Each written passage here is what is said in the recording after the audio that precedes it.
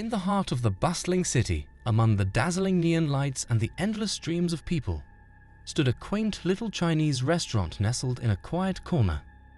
It was a hidden gem for Jake, a young professional with a refined palate and a passion for flavorful cuisine.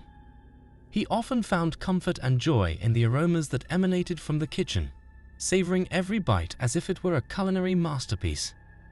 He knew the chef by name and always complimented his skills and creativity. One chilly evening, as the rain pounded on the window panes and the city streets glistened with the reflection of streetlights, Jake felt the irresistible urge to savor the aroma of his favorite Chinese cuisine. He reached for his phone and dialed the familiar number, ordering his usual portion of General Tso's hot chicken with steamed rice. He also added a spring roll and a fortune cookie for good measure. While waiting for the food to be delivered, Jake settled into the cozy surroundings of his apartment, the tantalizing aroma of Chinese spices wafting through the air. He turned on some soothing music, lit some candles, and poured himself a glass of wine. He went about his routine, occasionally glancing at his watch as he eagerly awaited his dinner to arrive. Finally, after what seemed like an eternity, there was a quiet knock on the door. Jake's heart raced with excitement, and he hurried to answer it, anticipating the culinary delights that awaited him. But when he opened the door, his anticipation was replaced by confusion and horror. Standing before him was the delivery driver, dressed in an unremarkable uniform and holding an unremarkable bag. There was something odd about the whole encounter, but Jake couldn't quite put his finger on what it was. Maybe it was the way the driver avoided eye contact, or the way he handed over the bag without a word. Maybe it was the faint smell of something rotten that lingered in the air. Nevertheless, he accepted the bag with a polite nod, and the hunger in his stomach overrode any sense of unease. With trembling hands, Jake eagerly opened the package, his mouth watering in anticipation of the feast that lay inside. But as soon as he looked inside, his appetite vanished, replaced by a nauseating sense of dread. Instead of the usual General Tso's chicken and steamed rice, Jake was met with a disgusting sight, a writhing mass of worms and maggots crawling in a sea of congealed sauce. The stench emanating from the package was overpowering rot and decay. It was like a nightmare come to life, a twisted prank gone wrong. Jake was horrified, and he recoiled in disgust, nausea rumbling in his stomach. How could this have happened? Where had his favorite Chinese food gone? Questions swirled in his head as he tried to make sense of the grotesque scene before him. He felt a sudden chill run down his spine as he realized he was not alone. He turned around and saw the delivery driver standing in the doorway, smiling wickedly. Jake frantically searched for a phone number to call the restaurant, hoping to rectify the situation and salvage what was left of his appetite.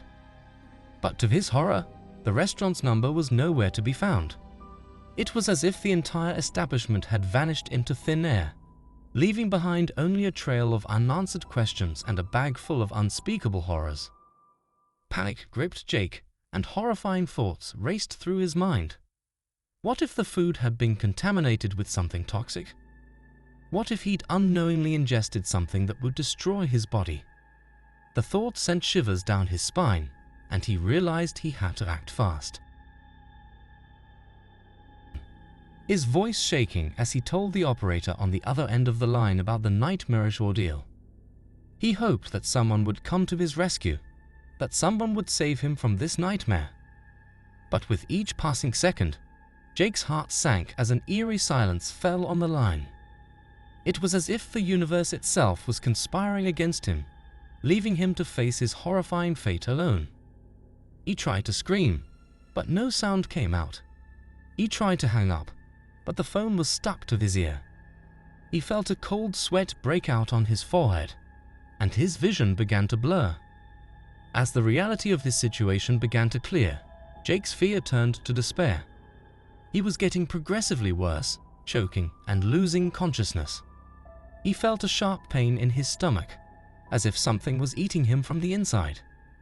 He felt a burning sensation in his throat, as if he was swallowing acid.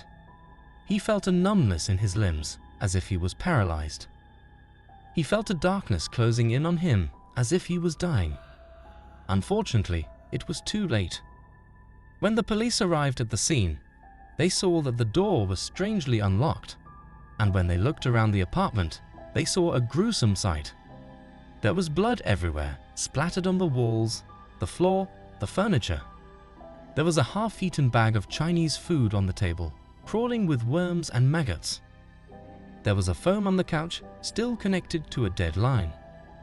And there was a picture of a dead Jake in a food wrapper, with a delivery man in a strange mask standing next to him. The delivery man was holding a knife, stained with blood, and on the back of the picture was written, "Bon appetit."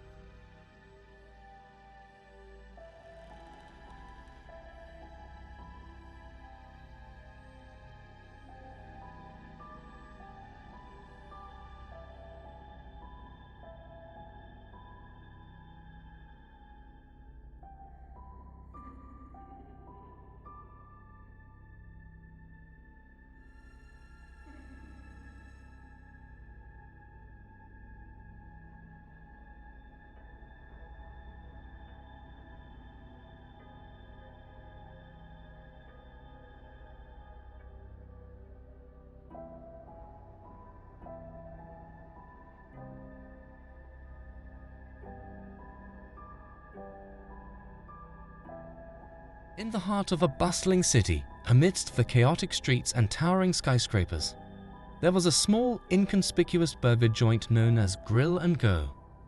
It was a place frequented by locals craving juicy burgers and crispy fries, and it was where Mark worked as a delivery guy.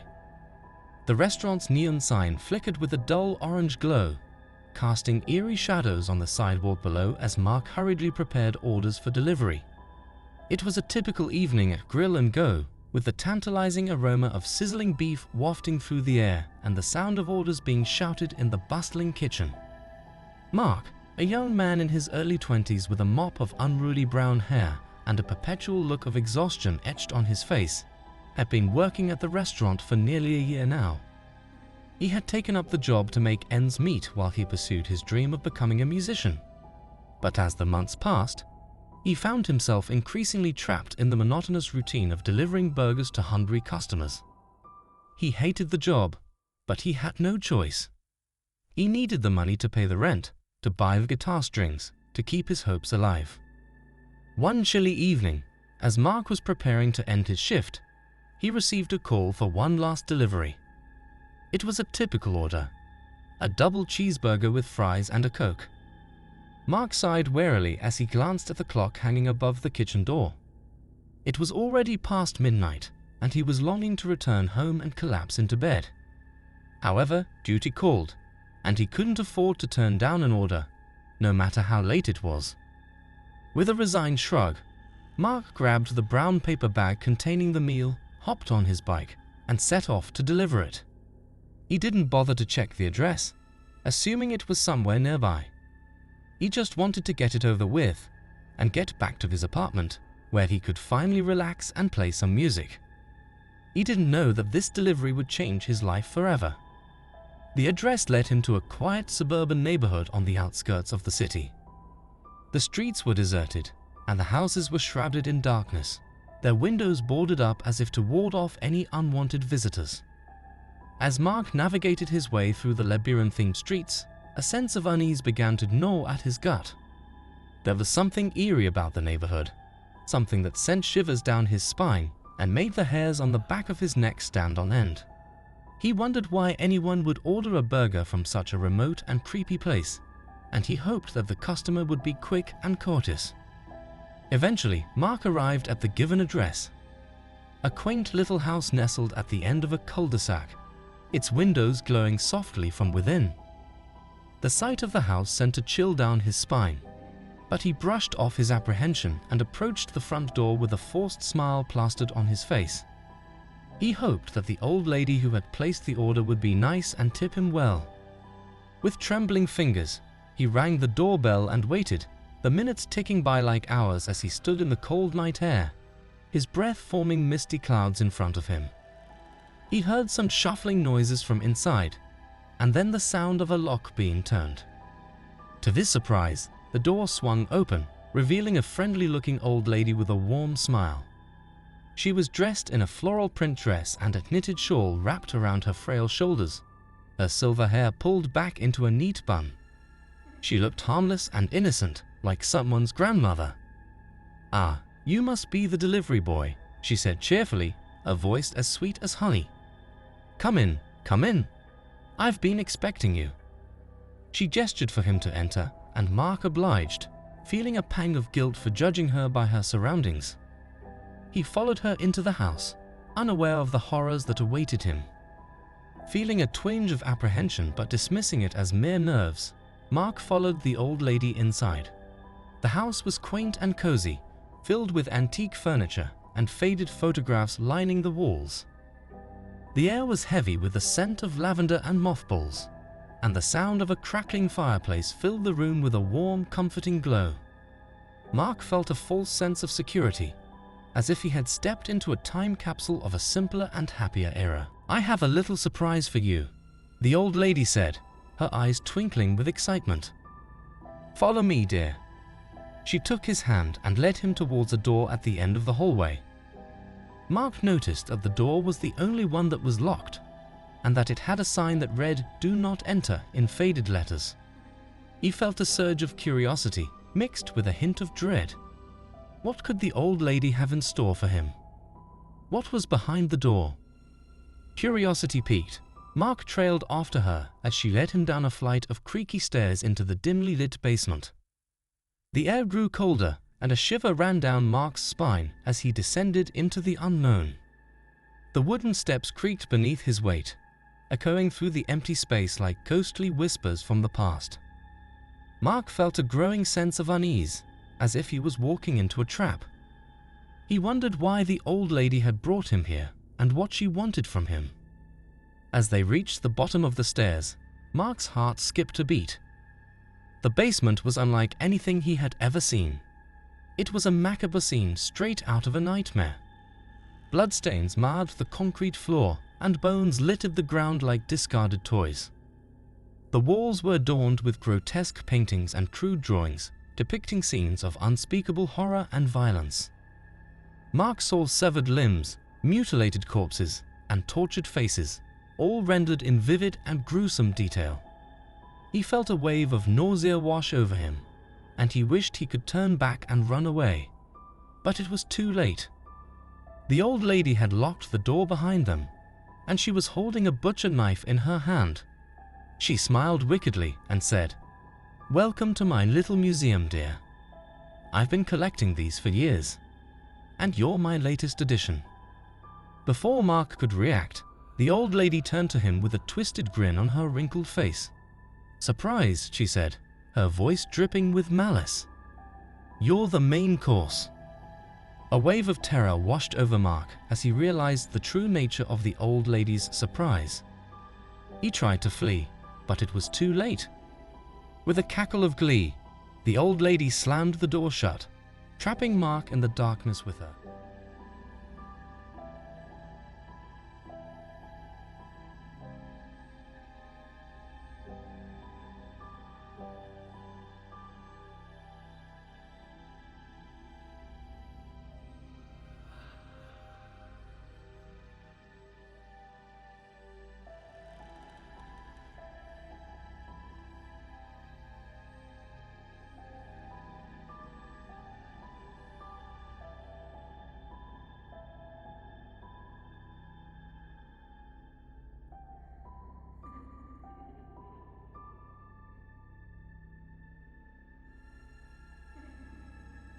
In the heart of the bustling city, where towering skyscrapers pierced the sky and the hum of urban life reverberated through the streets, there existed a small bakery known as Sweet Temptations. It was a quaint little shop nestled between the towering buildings, its windows adorned with colorful displays of decadent cakes and pastries that tempted passers-by with their tantalizing aroma. Among the staff at Sweet Temptations was Jack, a young man in his mid-20s with a friendly smile and a passion for baking. Jack had been working at the bakery for several years, honing his skills and perfecting his craft with each passing day. He was known for his creativity and attention to detail, and customers often marveled at the intricate designs he crafted on his cakes. One crisp autumn morning, as Jack was preparing to start his shift, he received a call for a cake delivery.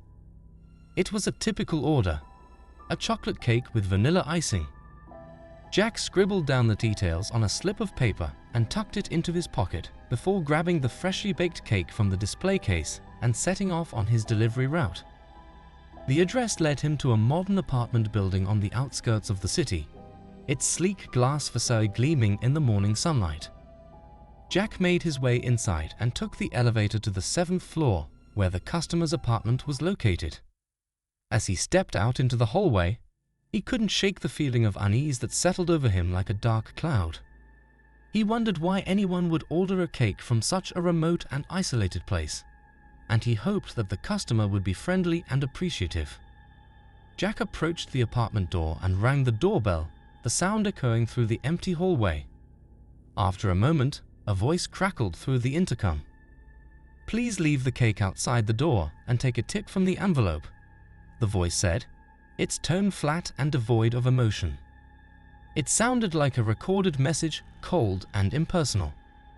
Jack felt a pang of disappointment, as he had hoped to see the customer's face and receive a word of thanks.